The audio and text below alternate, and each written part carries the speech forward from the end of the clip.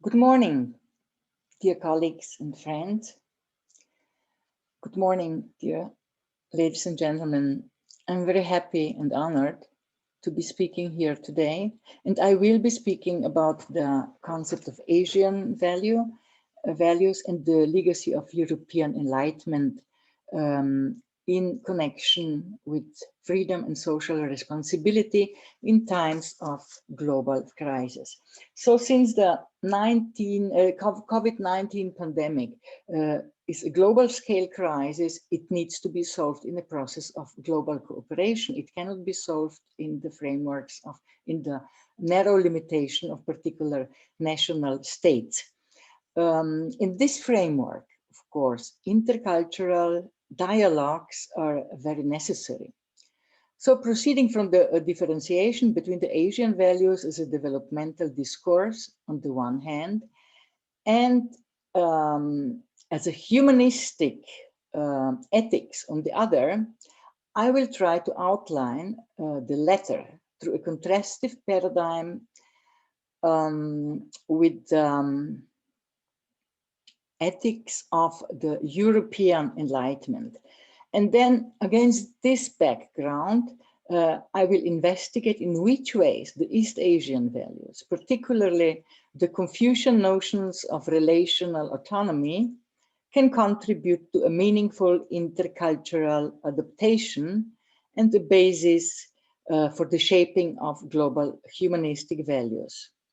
I will upgrade some preliminary studies of the specific cynic concept of the relational ethics, and I will place it into a contrastive dialogue with the Enlightenment concepts of human freedom and autonomy.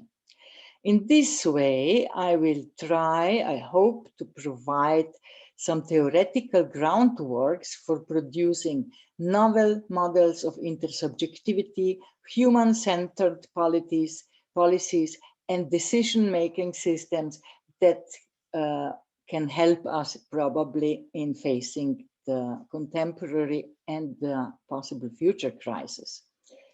So I will first examine the connection between diverse theoretical models of ethics and their impact upon crisis solution strategies.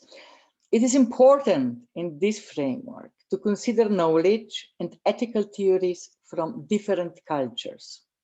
Dialogues between different forms of such intellectual legacies are therefore not only possible, but also necessary and also the most sensible thing to do.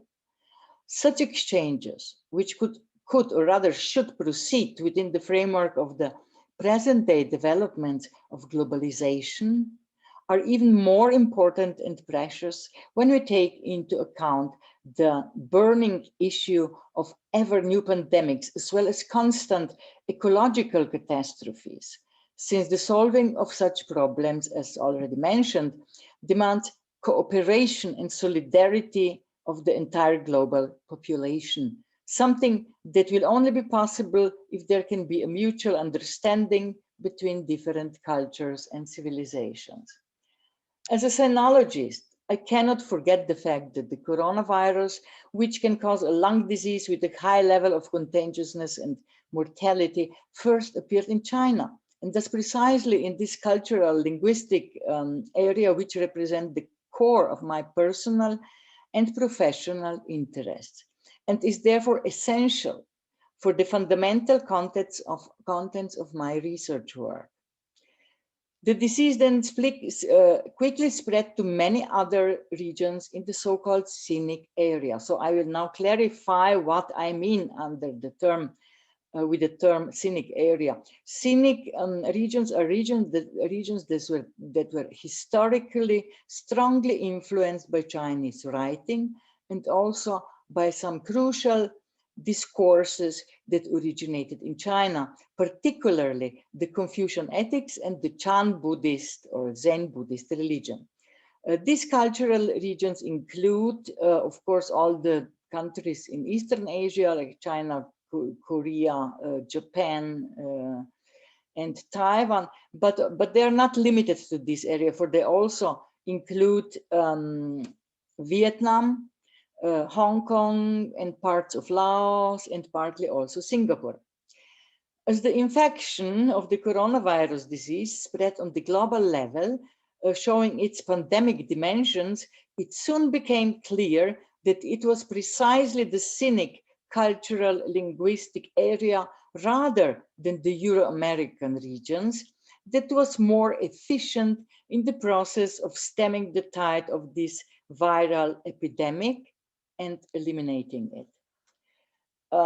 And the response to Western media was immediately that this efficiency was due to the alleged traditional autocratic nature of cynic societies and states.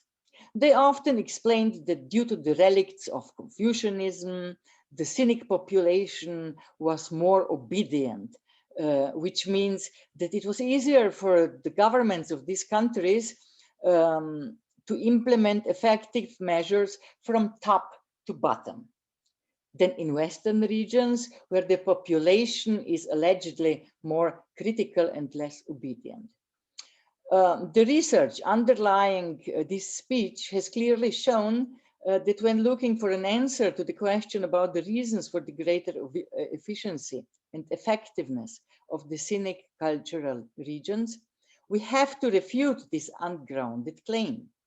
In the months following the epidemics, it soon became clear that the measures in autocratic systems of the cynic region were less effective than in those countries of the region which are liberal democracies, such as South Korea or Taiwan.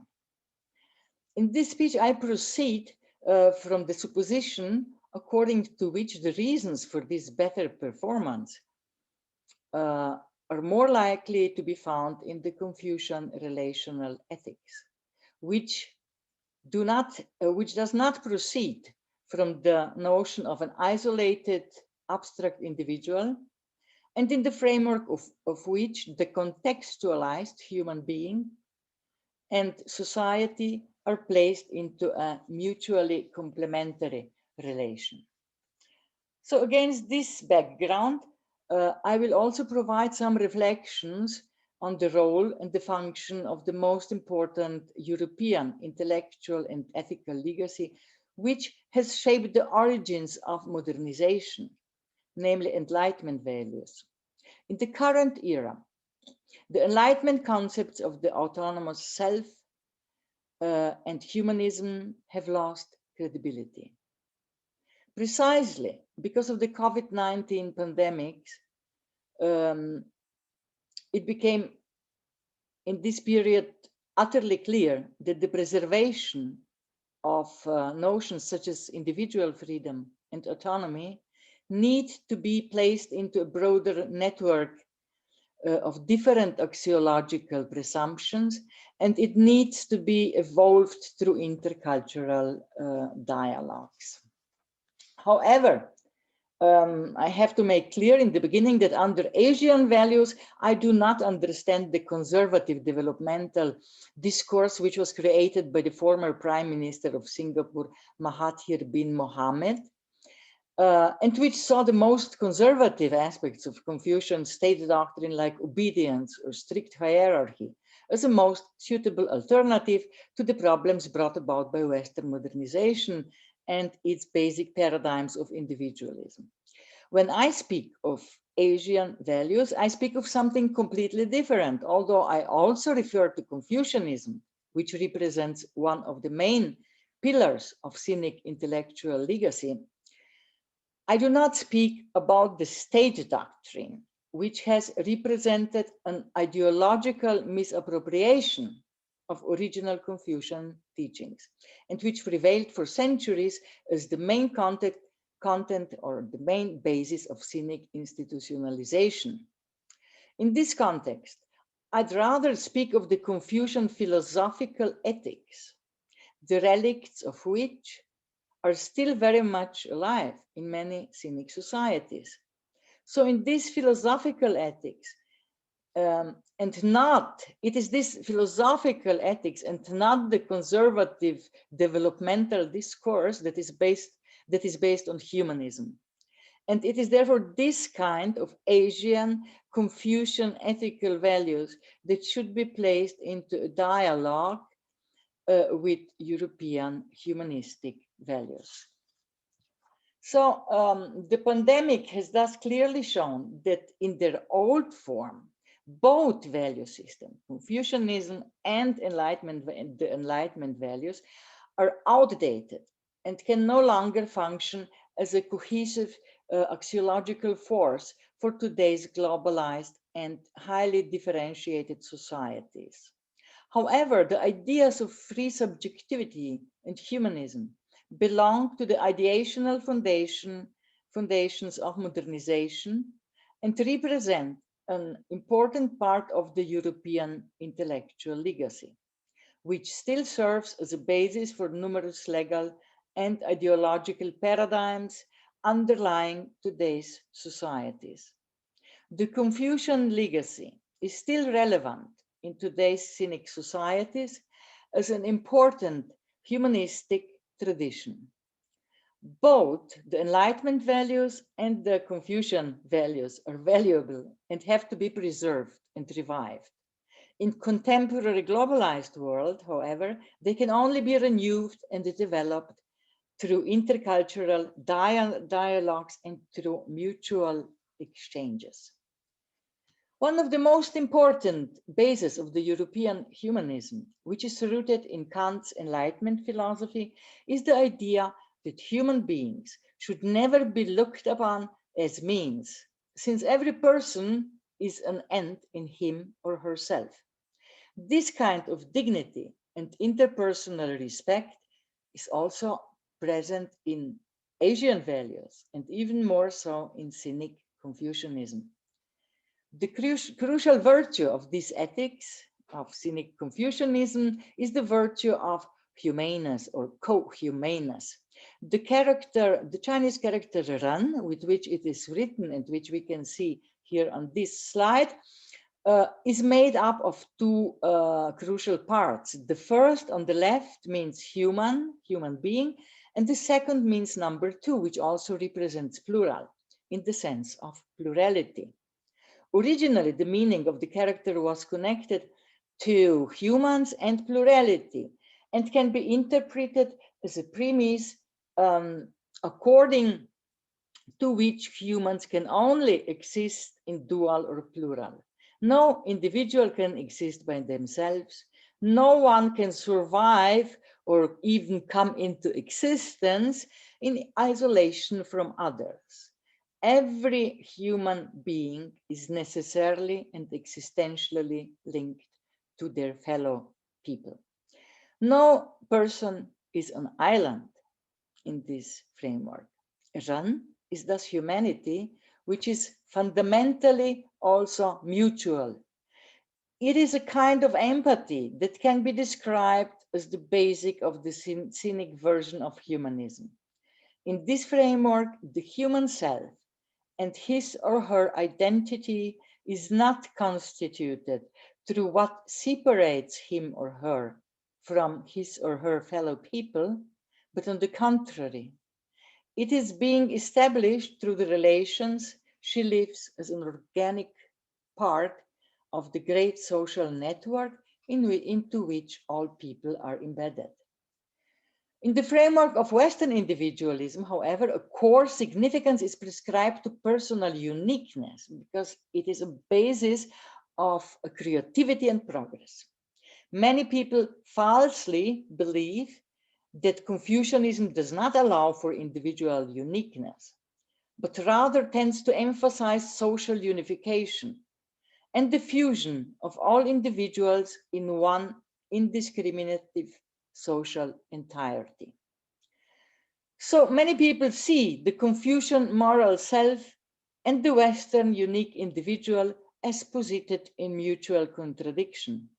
However, from the perspective of Confucian philosophy, both of them, the Confucian moral self on the one hand and the free individual, are actually the same. They can be equated. They're part of the same theoretical principle, or we could say two sides of the same medal.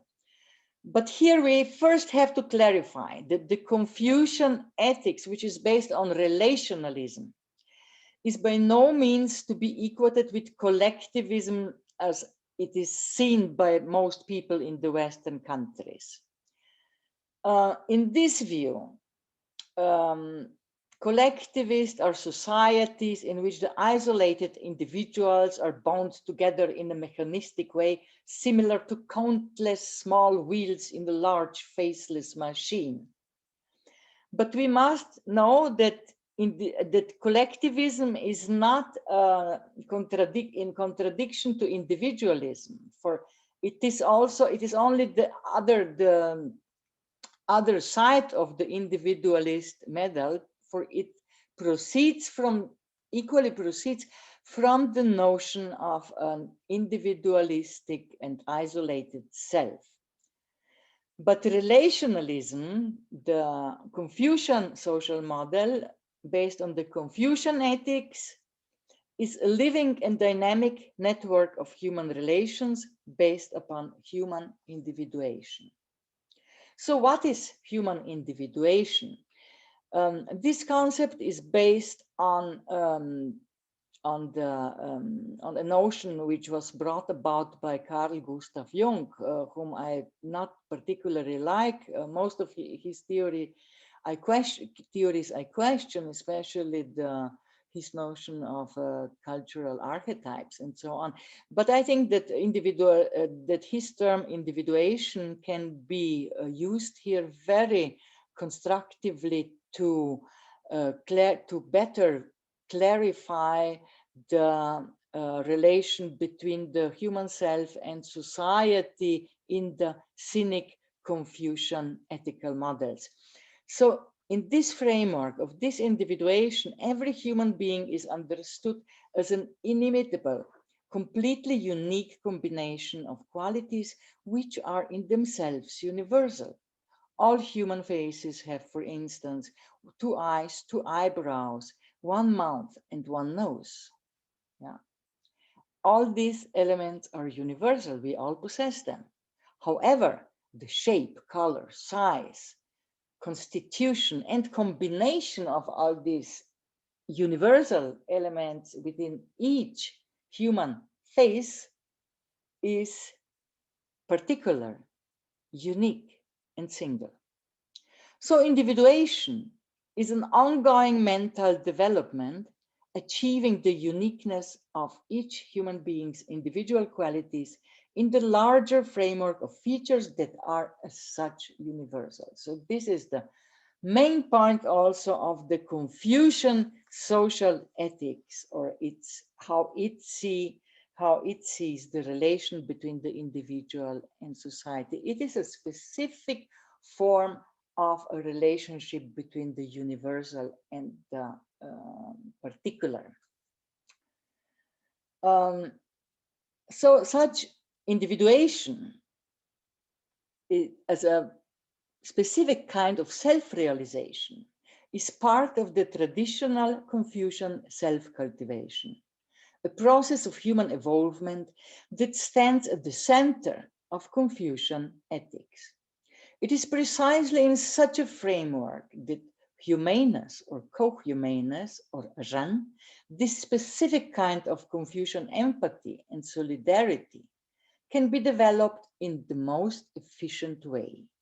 Indeed, only through his or her uniqueness can a human being genuinely comprehend the significance and the integral meaning of the social context and relations of which they are part. Therefore, a relational view of the self and the others is more realistic than suppositions that are founded upon the idea of an abstract individual. A completely isolated and independent individual self does not exist in the real world. No person, no human being can be separated from feelings, intentions, and relationships. But of course, we cannot reduce European Enlightenment values, which still underlie the majority of contemporary state legislations and system of normative ethics to such a reduced view of individualism. The most important European Enlightenment philosopher, Immanuel Kant, based his idea of the free and autonomous human subject, which is the foundation of his image of the individual, on the framework of such interpersonal relationships that are based on human reason and marked by responsibility. Such a socially responsible individual possesses a free will, which is, however, not guided by his or her egocentric interests and instincts, but rather by reasonable decisions made under the consideration of the categorical imperative.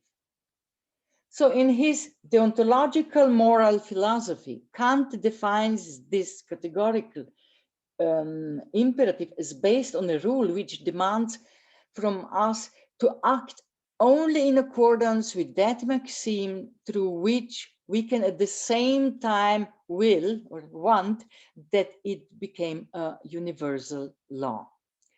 This is, of course, one of the many, but also one of the most comprehensive formulations of the so-called golden rule, the globally spread principle of treating others as one wants to be treated him or herself by others. It is a maxim that is founded, that can be found in most religions and cultures, and one that can be considered as an ethic of reciprocity or mutual empathy.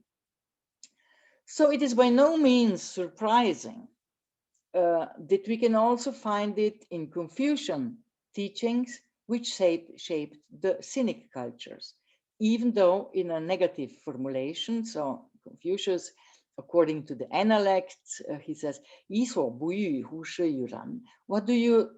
what you do not want done to yourself, do not do to others.